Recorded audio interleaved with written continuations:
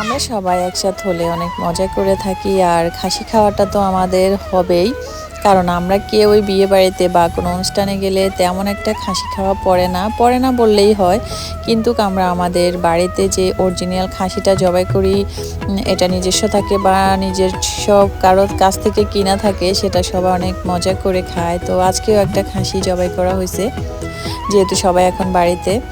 তো এটাকে সুন্দর করে কেটে কুটে ধুয়ে পরিষ্কার করে এখন রান্না বসিয়ে দেওয়া হয়েছে। আর খাসিটা কিন্তু অনেক সুন্দর করে রান্না করতে হয়, প্রপার মশলা দিতে হয়। প্রপারলি রান্না না করলে কিন্তু আপনি খাসি খেয়ে মজা পাবেন না বা খেতেও পারবেন না, আপনার কাছে ভালো লাগবে না। তো আমার বড় ভাবি মাসাল্লাহ উনি অনেক ভালো রান্না করে, আর এই যে খাসিটা রান্না করছে অনেক মজা হয়েছিল। আমরা সবাই তো উঠানে বসে মাসাল্লাহ অনেক মজা করে খাইছি পরিবারের সবাই মিলে একসাথে।